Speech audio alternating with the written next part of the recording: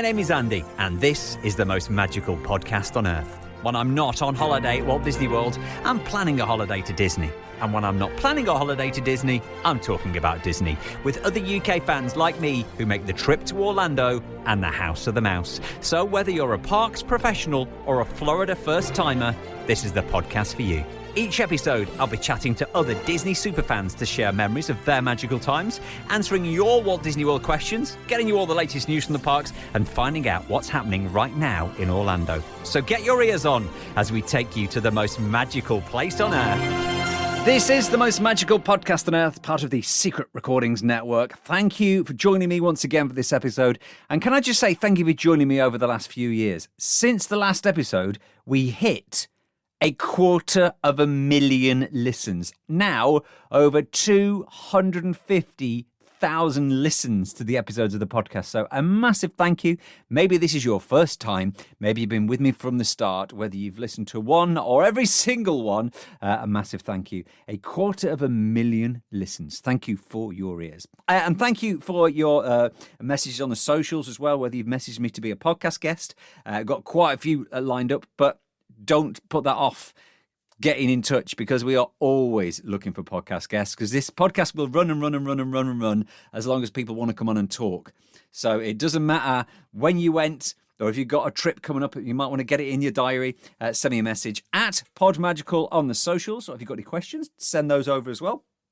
I've had a question now. I can't read the name of this for obvious reasons, but they're looking for ideas for a 60th birthday for an all-adults trip. Now, I don't know how many adults, and I don't know the age of the adults, but if it's a 60th birthday trip and it's all adults, what about, well, there's obvious things like finding your favourite restaurant, or maybe doing a fireworks dessert party. I often find, like, going to Disney World at birthdays, yes, you get the pin and maybe matching T-shirts and things like that, and letting the birthday person choose their favourite day out. But I think it's always at night when it's nice to celebrate. Maybe you can get in at California Grill, or maybe watch the fireworks from up there if you can get in at California Grill, or maybe keep an eye, and you'll need a VPN to book this, the Savour and Sparkle Celebration at the Top, which is another thing that they do on select nights at California Grill, where there's like a buffet and an open bar, and then you watch your fireworks from a private balcony up there. So that's quite good as well. Again, once you know you've got your favourite restaurant to go to, maybe you could even rent a boat. Maybe your fireworks of preference are over at Epcot. You often see the people in the little pontoon boats. You can hire a boat with a captain. I think it's 9 or 10 people, up to 9 or 10 people. But basically, you just pay for the boat and then you fill it, depending on how many people are in. I think you might get a few soft drinks and snacks. It doesn't include alcohol. But there's an idea. You can rent a boat. Maybe go for a spa treatment at the Grand Floridian, or maybe do all of the above. When you've been that person, let me know what you didn't and send me some pictures. Maybe we can get you on the podcast as well. But there's some suggestions for a 60th or any birthday, adult birthday, over at Walt Disney World. If you're a Disney adult, have fun. At PodMagical, if you've got any questions, at PodMagical is where you can find all the news that's coming in from the parks between podcasts. And at PodMagical is where you go if you want to come on and chat Disney World. Let's welcome Rich onto the podcast. Welcome to the podcast, Rich. Thank you, Andy. Thanks for having me. Now, I know you haven't been to Walt Disney World for a few years. What are you saying, about 10? Yeah. But last one was 2016. But you made up for it, really. You've had quite a lot of visits up till that point. Yeah, quite a few. I think I've been. It's quite nice when you can say you've lost count, and I haven't quite lost count. But I think I've been 5 times to Orlando in total. Okay. And do you stay, when you went, did you stay at Disney? Did you stay on site, or did you go fully immersive into the bubble? Yeah, so it's sort of progressed over a few years. The my last trip, which was 2016, which was a sort of major blowout with my daughter, who's now 22. We went for it, and we stayed at Yacht Club, which was which is our absolute favourite. The time before that, 2 years before, we'd sort of discovered the Yacht Club, and we'd hung out there quite a lot. So we stayed in a villa, but then we sort of discovered the Yacht Club and the boardwalk, and then we started to use the Yacht Club as a bit of a base. And back in those golden days, you could sneak yourself into Disney resorts quite easily, and just go and have a quick cup of coffee or a drink or something, and then leave your car there all day. So we got into this quite a nice little habit of, if ever we were going that neck of the woods, we'd sort of head over to Yacht Club, sweet talk the guy on the car park entrance, and then park, and then sort of use the Yacht Club as a bit of a base, which we could use for Epcot and for Hollywood Studios. Yeah. No more of that next time you go. But you said last time you went, you actually stayed at the Yacht Club. Yes, we did. So having at that first time when we discovered it, that was our first trip when we really became obsessed. So although I've been 5 times, the obsession and the love, it wasn't one of those moments when, like some of your guests say, they had the intention of doing a once in a lifetime trip, and then they were immediately smitten. I certainly always loved it, but the time that we really got into it was in that 2014 trip when we did that. And then at the end of that trip, I remember saying to Moll, as we sort of stood there looking at a beautiful sunset on the boardwalk and looking at the Yacht Club, I said, one day we will absolutely stay here. And then we did. Yeah, so we did. 2 years later. Yeah, we did about 9 nights there and a couple of nights over in Universal as well. So your ultimate Disney resort, would you say, if you had to pick one, it would have to be the Yacht Club? I mean, it's tough, isn't it? But I think it's the one that I think we've just fallen in love with. I mean, there's so many things to love about it, including the boardwalk itself is just stunning at night time, particularly, and then the smell. If you've ever had a chance, I don't know if you've ever popped in there or stayed there, but there's this smell that they pump in. I think they do it in all of the deluxe resorts, as far as I know, or maybe all of the resorts. But the Yacht Club's got a special smell, and it's just immediately you walk in with a beautiful sort of lobby, and it just feels like home to us too. Yeah, a lot of people always say that. So let's go back then. What is it about Walt Disney World that you love? What brought you back time and time again? Right. Well, prepare yourself. Oh yeah, we're getting a TED talk. Yeah, this is. I thought hard about this one, because this is like asking me, why do you love your kids? Because this is like, there's so many things to try to capture. So the short answer, I think, is because of how it makes me feel. It just gives me a special sort of joy that just makes life a little bit better, just having Disney in my life, which would sound completely, utterly bonkers to most people, but I'm hoping that for you and for your audience, they will sort of get this community gets it. We get it, Rich. We get it. I think you get it. I think people get it. But based on all the previous guests I've heard, I often find myself laughing out loud at some of the things people say, not because I think it's silly, but because I think it's absolutely exactly what I think as well. Yeah. So that's the short answer, just because the overall feeling it gives me. It's not just about going to Disney, as you always say at the opening of your podcast. It's not just about going to Disney. It's the planning to go to Disney. It's the talking about going to Disney. It's the thinking about Disney. It's about watching and listening to any content I can get my hands on. The longer answer is about why do I think it makes me feel this way, and it's quite hard to put this one into words. But one of your previous guests I've just been catching up on a few since I've discovered your podcast, and I think she was called Ella, and she touched on it really well. She spoke about how the depth of her feelings were associated with Walt the man himself, yes, and the vision that he'd had, and the sort of those core values that he'd instilled into everything he'd created. And for me, that's quite similar for me. It's not just about the castle or the attractions or the hotels or the food, and much as I love all of that, but there's a depth of emotion for me that just goes way beyond those physical elements. There's a sense of nostalgia, memories. It's a sort of happy, simple innocence about the place where adults don't mind putting on a pair of Mickey ears and hugging a character. It's just that bubble that so many people talk about. And the other aspect that's really important to me is music. I'm a huge music lover, and music is also a really big part of my connection to Disney World. And I'm quite emotional person generally, and when watching films with a really good soundtrack or whatever. And I find that music plus a really amazing experience can really have quite a profound emotional experience on me in a way that's quite hard to describe. to people. But when you combine music with the Disney magic, you can you can imagine the effect it has on me, and the love I've got for music. And I find myself sometimes in life sort of listening to random Disney music, like the Main Street entrance music, or ride music, or while I'm cooking dinner or something, I'll have YouTube on, and I'll have the the Disney the TV channel you get in hotel bedrooms. I just leave it on. Just sort of just there in the background. It's always got this sort of loop music on. It tells you what time the park's open and closed and that sort of thing. And just having that sort of general background. So yeah, the music's another really, really important part of it for me.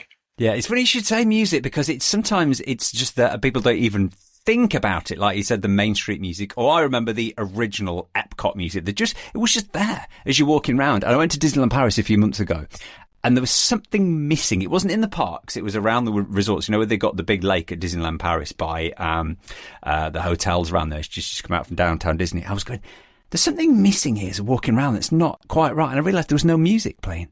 When I went to Boardwalk, you walk around Boardwalk, and there's always music playing everywhere. There's little speakers everywhere. Yeah, and it was just missing. Yeah, absolutely. I mean, because I love music anyway, I'm quite obsessed with many aspects of music, whether it's the films. I mean, some of the Disney soundtracks are just phenomenally good. And Alan Menken, who's the composer who composed many of the Disney films, he is, in my view, one of the absolute best living composers of the last 100 years. He really is just a fantastic composer, and I love some of the music that he's written. But then, as you say, some of the theme park music as well. It's just special, and it conveys an atmosphere. And I have a good music story which I'll save for a bit later in the podcast. Okay. Yeah, and it's parade music as well. I still sometimes listen to Tapestry of Nations from like 2000 from that parade, and it was just, it's so original and unique that only if you've been to Epcot for that, you will know that piece of music. Yes, I don't think I heard that one, but I've got another example of that in my first, I think it was my first ever trip, which was, about 2001 or something. And again, as I said, I didn't completely sort of get the bug at that point, but I certainly did love it. And there was a parade in what was MGM Studios that was called Stars and Motor Cars Parade. Yes, Stars and the Cars. Brilliant! And we bought on that trip. We bought a CD back in the days of CDs.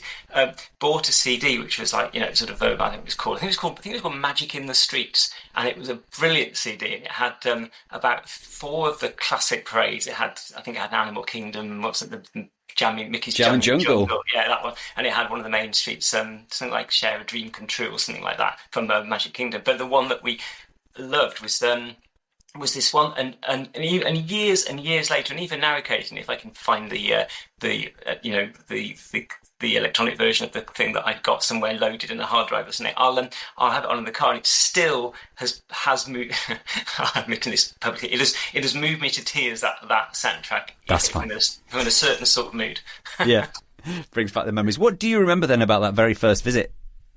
Oh gosh, well it was just after 9/11 actually, so it was very quiet, but it was obviously for the wrong reason, but from a Disney trip perspective, it was quite a good experience, in as much as that the queues were very low, the parades were really, really easy just to sort of wander up and get a position right on the rope. You didn't have to wait at all, so I've got patchy memories. We didn't stay on site, stayed in a villa, and I didn't have kids at the time. This was with my ex-wife, and so we just did we did what we knew. We didn't have a clue. We didn't have a clue about the planning. We hadn't booked any dinner, so we were a little bit taken aback when we got there and asked, where are the restaurants? And they said, we can just about get you into this one at like 4 p.m. or at 10 p.m. and that was about it. We hadn't got a clue what we were doing. But there were and the other thing that I remember particularly from that trip was my first experience of the of Wishes fireworks in Magic Kingdom, which remains it's so special to me. That again, partly because of the soundtrack and partly because of just the classic sort of picture of Main Street with the fireworks going up, the big fireworks, or the shooting star one going over the top of the castle and that sort of thing. So you won't have seen Happily Ever After yet, then, will you? No, never seen. Oh gosh, I may have that included in my perfect Disney day, because Okay, later on. I've seen it about 100 times on YouTube, and Yeah. I've listened to the soundtrack about 100 times, and I've watched the documentary about how they made the soundtrack, blah blah blah blah. So I've seen it, but I've never seen it in the flesh. You have to experience it. No, that would be that's something that I'm that I can't wait to, and I'm so glad when they brought that back, because when it went away for whatever the other one was called, which I kept hearing reasonably lukewarm reaction to, I was thinking, oh gosh, I've missed Happily Ever After completely, and so I was pleased when they brought it back. So I just pray they don't take it away again soon. Well, unless they bring back Wishes.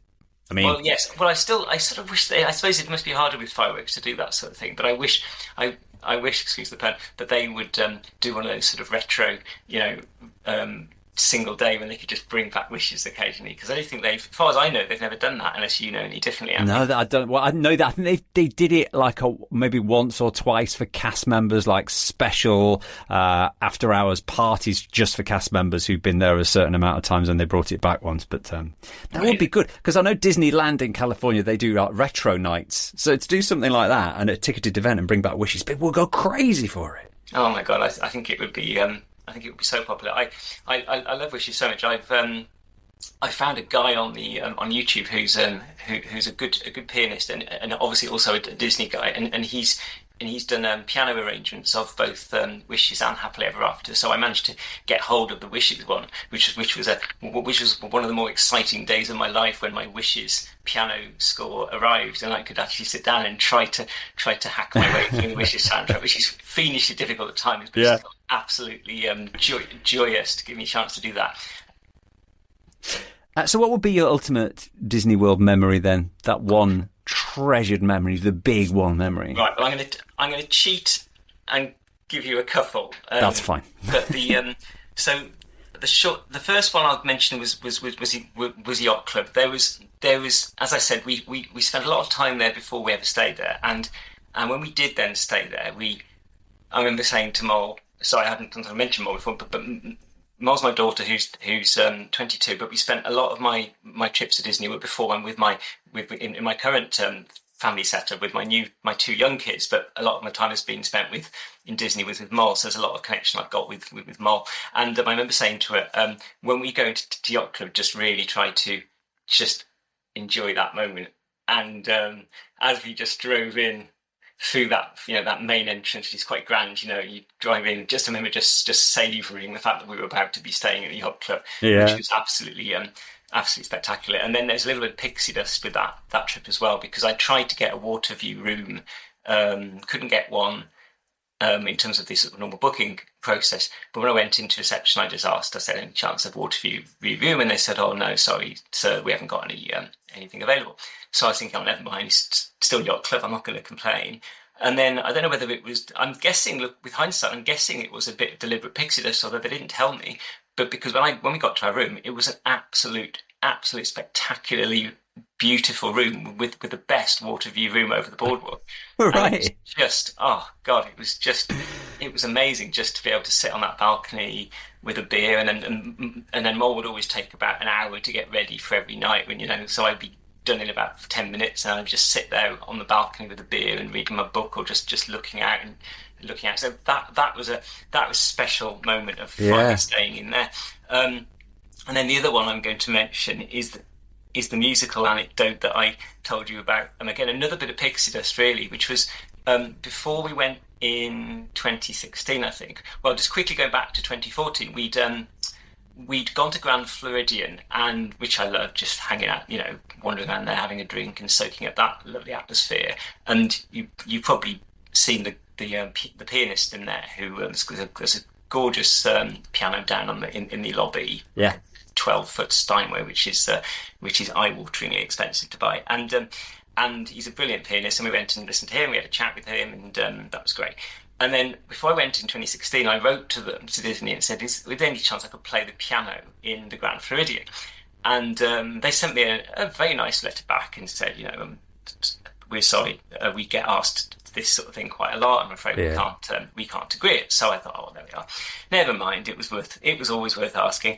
And then when we got to our room in Yacht Club, in the room was one of those Disney picture frames that you can buy in the gift shops with the little Mickey ears carved into the frame, and in the picture of the inside the picture frame was a photo of the pianist whose name I think was Wes, and picture the pianist playing the piano in the Grand Floridian, and Wes had written on the picture, "Dreams can come true," and that was it, and signed it Wes.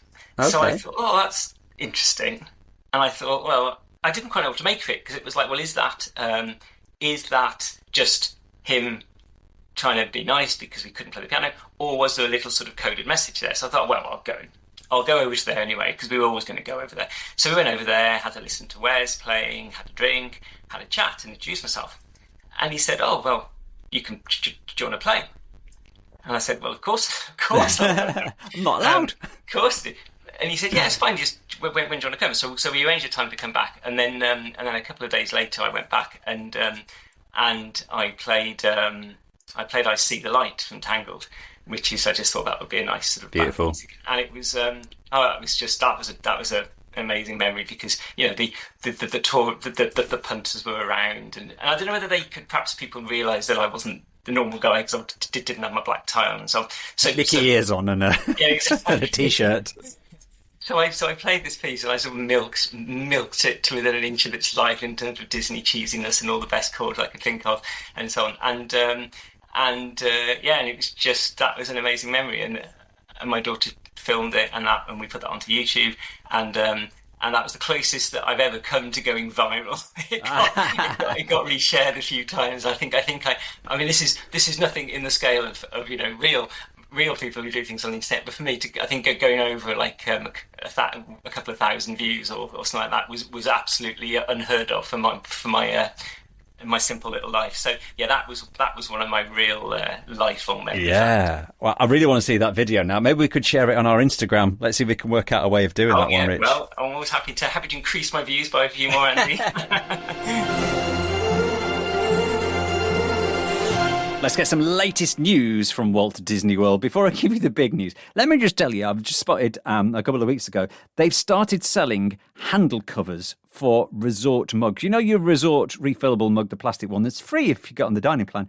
You can swap the handles for it now. You can get like a cover for it, and there's different ones, different favourite characters. They're about $4.99 and they just clip on. Saw that, thought it was worth putting in the news. Right, let me get to the big stories now. We had an update on the Carousel of Progress. We know that the Walt animatronic is coming to the iconic attraction at Magic Kingdom. Well, we have found out that July the 6th will be the closing date for the Carousel of Progress, and then it really is getting a bigger update than just the Walt animatronic.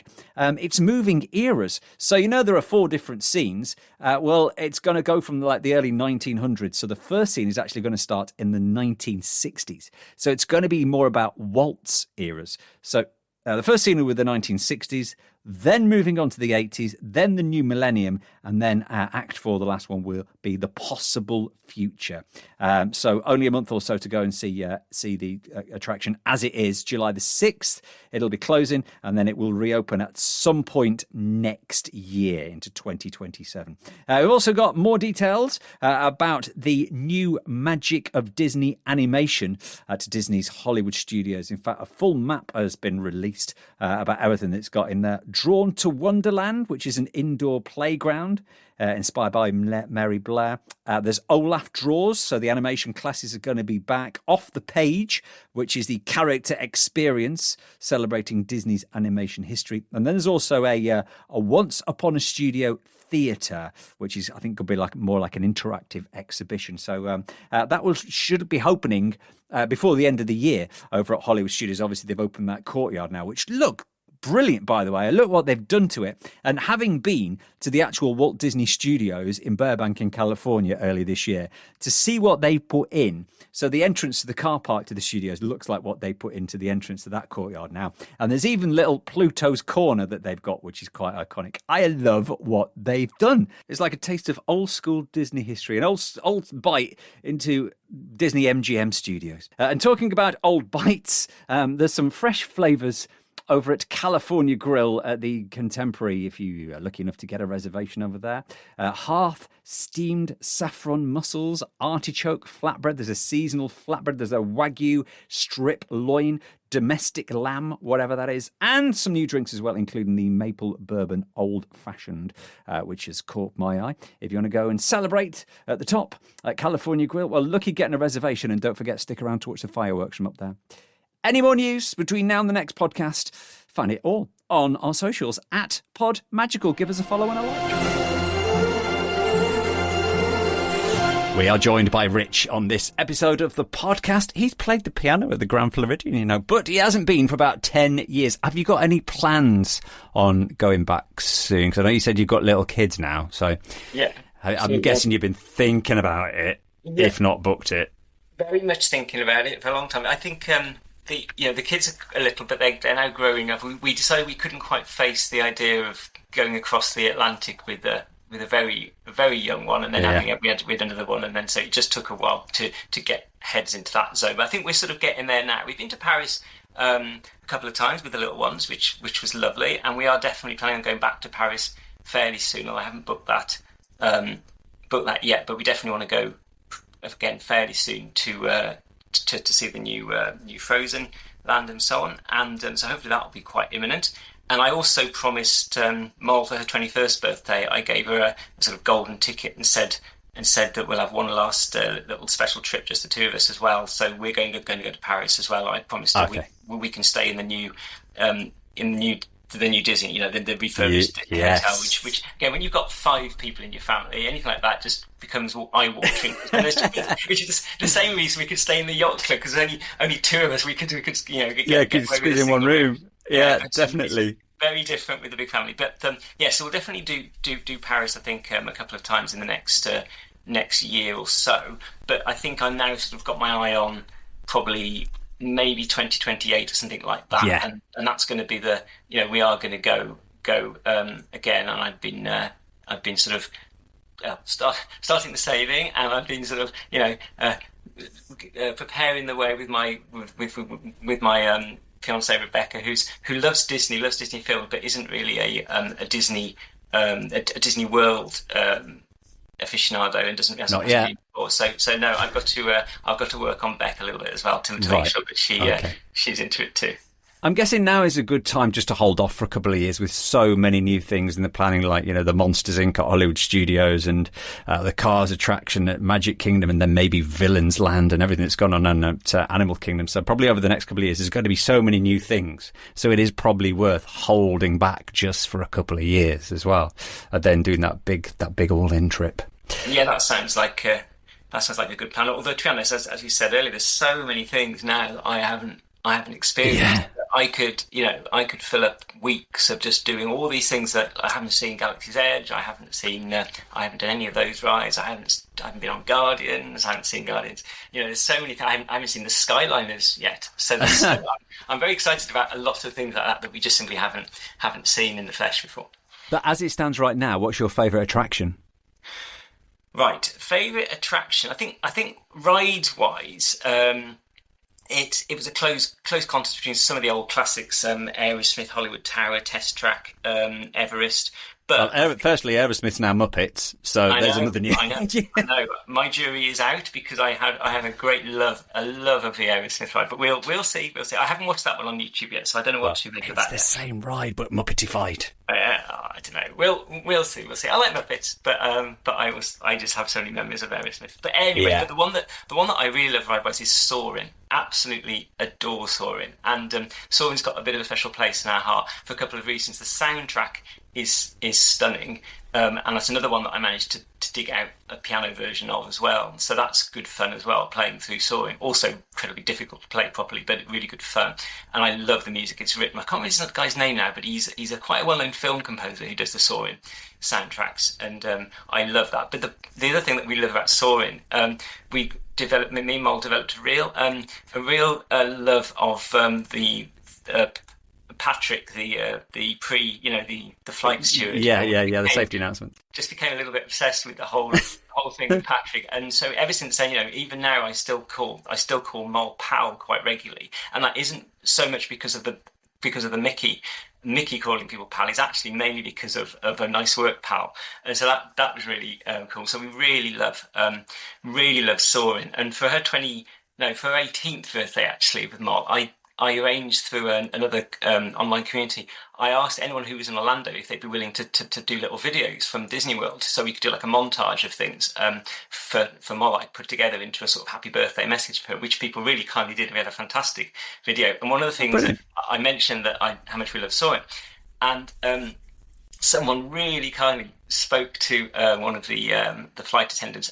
So the cast members in Soarin, and they actually did a special message to Mol, and he talked about how Patrick, your flight attendant, also wanted to wish you happy birthday, and then he just finished by saying, "Nice work, pal." That was one of the best. That was one of the best of the lot. That one. So that was fun. And then the other thing, attraction-wise, I really love that. Perhaps I don't think I've ever heard mentioned on your pod before, Andy, but is Voices of Liberty in Epcot. Have you come across them before?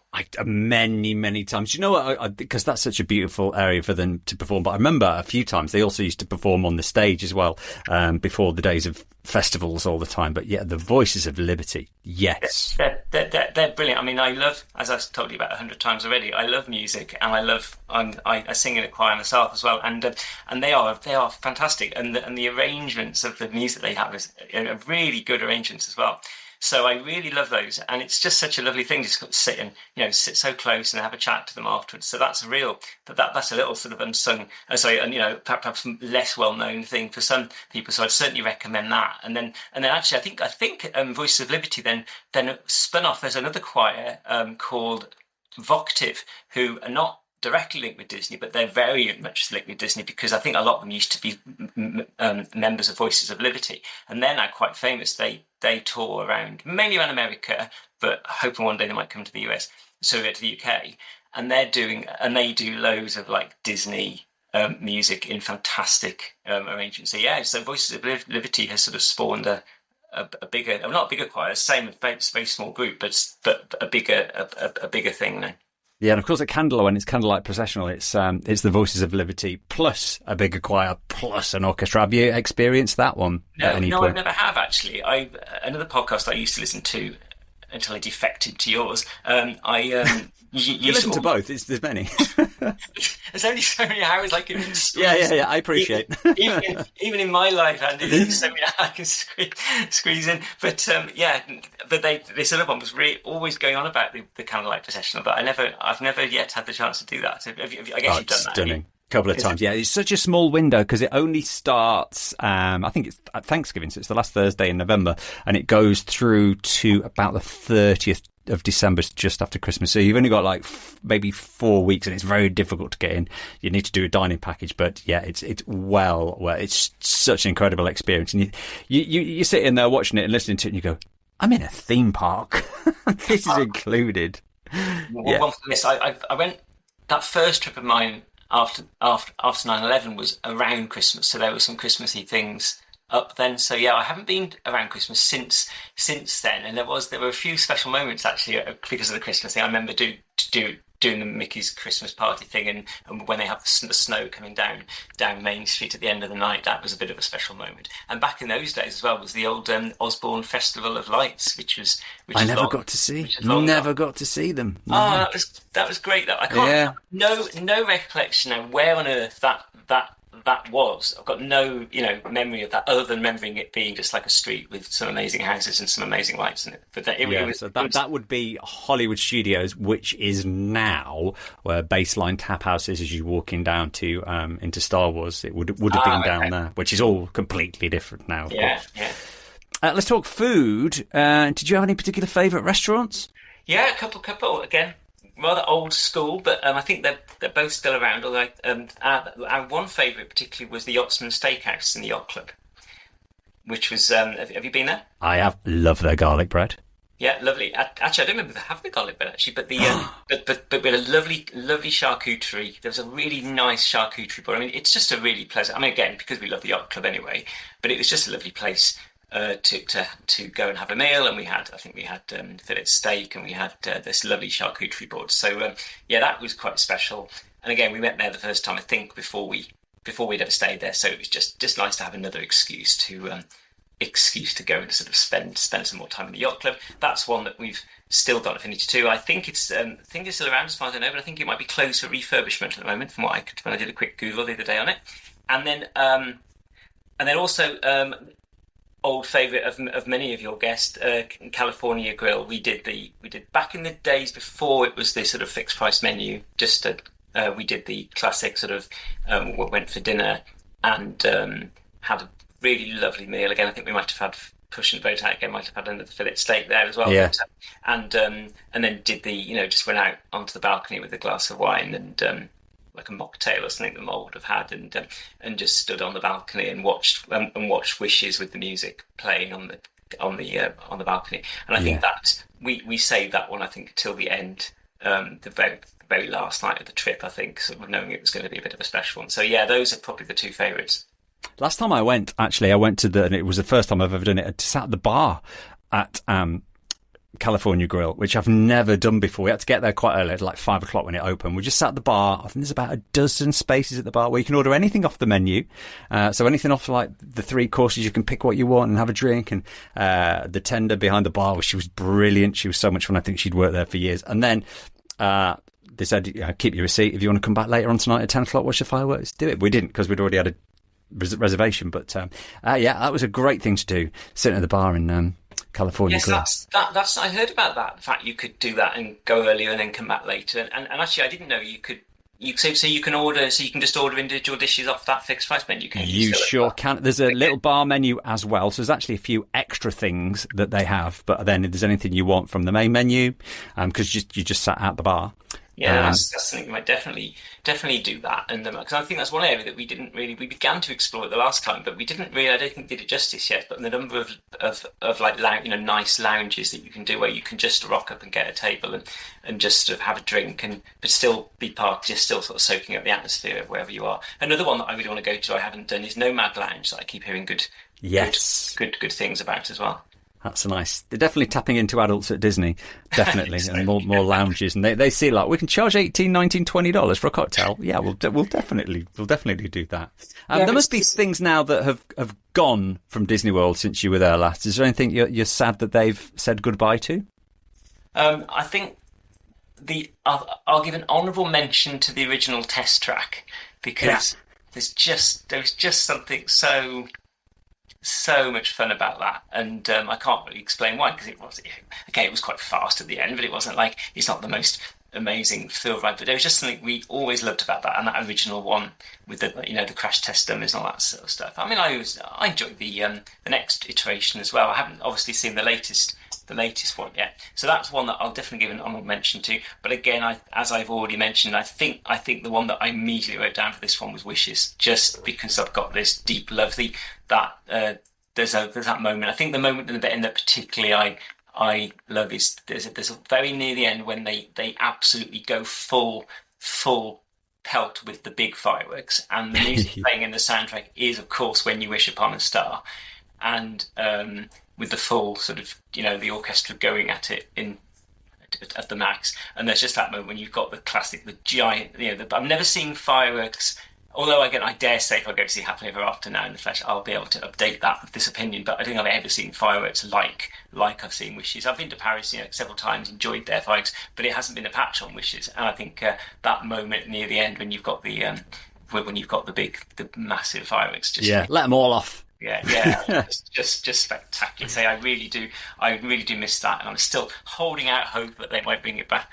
Maybe one day. Right, talk me through your ideal Walt Disney World day. Now, you haven't been for a few years, so it's up to you how you're spending your day. Right. It could be new stuff that you're excited to go on, or whatever. It's your day, Rich. Talk me through it. Well, this was the challenge. Do I go old school, or do I try to take a few leaps? Like in the end, I've probably gone reasonably old school.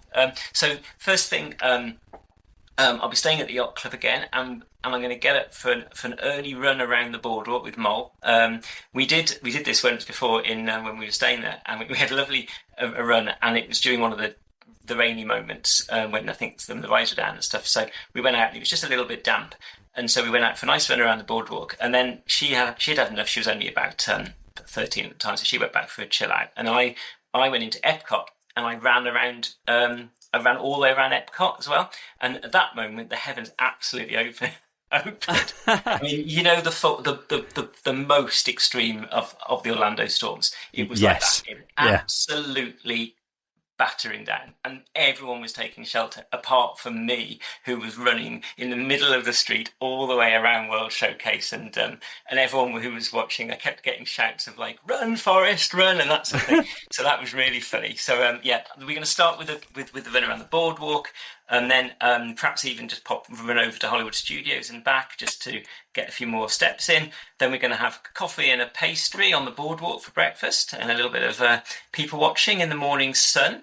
Then we're going to stroll over to Epcot through our favourite international gateway. So easy to go back and forth there. And then hit a few of the classic Epcot rides, Soarin for sure, and do a bit more people watching, probably have a cocktail somewhere in World Showcase.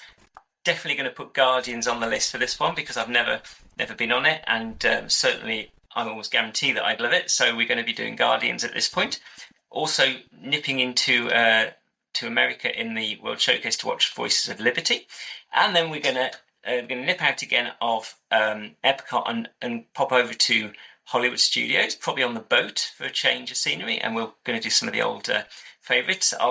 I'm still calling it Aerosmith, Andy. You can call it Muppets if you want. Yeah, let's call it Rock and Roller Coaster. We'll do Rock and Roller Coaster. We'll do Tower of Terror, another absolute favourite. And I think I'll have to put in some element of Galaxy's Edge in there. I keep hearing how amazing Rise of the Resistance is, so we'll be going on Rise. And then we came to sort of going through to the afternoon. I was debating about how we'd finish this day, and whether I was going to take a punt and head over to somewhere like Riviera, which I'd love to see. And as I said, I haven't been on a Skyliner before, and I also keep hearing great things about Topolino's.